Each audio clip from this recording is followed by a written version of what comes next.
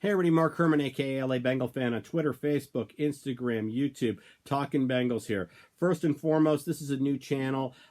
Please subscribe to the channel. I need your support. I don't ask you for Patreon money, but I do need you guys to subscribe to support the channel. So please do that, and let's get right into it.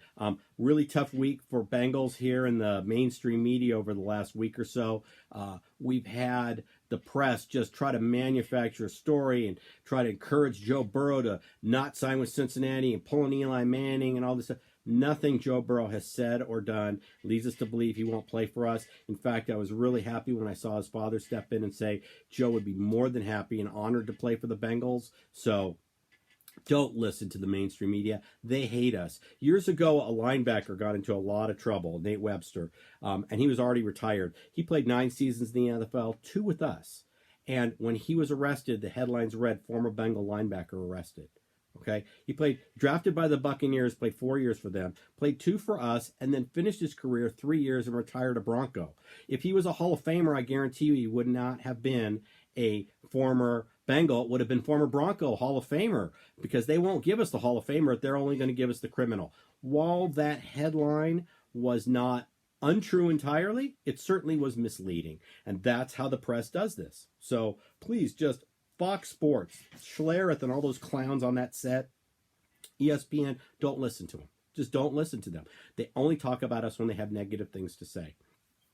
And the reason why we're getting these huge trade offers is because teams like the Dolphins and Panthers realize how special Joe Burrow is. They realize what a huge drop-off there is after Joe Burrow in quarterbacks. I'll remind everybody about the draft with Cam Newton. Following Cam Newton, who got pulled off the board? Everybody was reaching. There was Cam Newton, and then there was everybody else.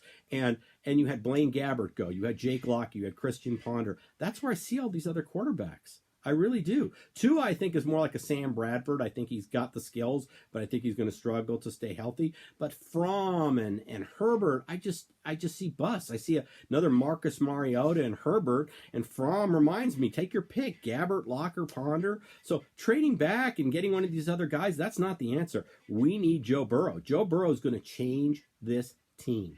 Just watch how he handles himself, how he plays. He's going to change this team. And with respect to, we have so many holes to fill, we don't have as many holes as you think we need to fill. And I want to remind everybody about the Cleveland Browns, who traded their pick right after we took A.J. Green. They traded their pick to the Atlanta Falcons, okay, who drafted Julio Jones. Because after A.J. and Julio, there was a huge drop-off in wide receivers. And the Browns packaged up picks, came back in, got Trent Richardson. Packaged up picks, came back in, got Brandon Weeden. Packaged up picks, came back in the second round, got Greg Little. By 2015, they had none of those guys on the team. If they had just stayed put in 2012, drafted Julio Jones, they'd still have Julio Jones.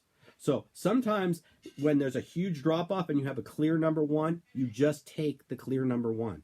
And that's what we need to do with Joe Burrow. So, I like to keep these videos right around 4 or 5 minutes, so I'm only going to talk a little more about a couple other things. One of the things we need to do for Joe Burrow is we need to extend Mixon, extend AJ, show him that we are willing to put the skill players around him, and then go out in free agency and get another offensive lineman. If we don't re-sign Glenn, maybe get 2. Also, we need to get a free agent linebacker, but we need to show Burrow that we're serious about putting guys around him. Joe Burrow will elevate the people around him. Joe Burrow will be the glue that will pull this team together.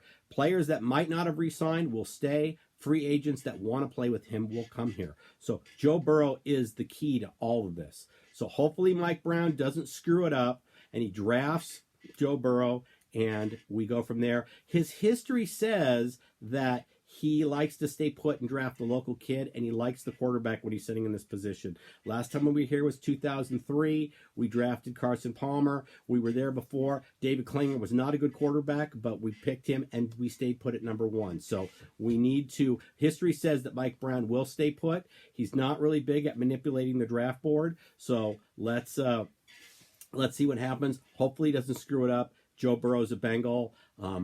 And we'll go from there. Like I said, I like to keep these videos right around 4 or 5 minutes. I'll talk more after the Senior Bowl next week on some other issues that ideas that I had here on this on my notes here that are right here under the screen. So please, once again, subscribe to this channel. I see I'm over the 5-minute mark, so I'm going to wrap things up.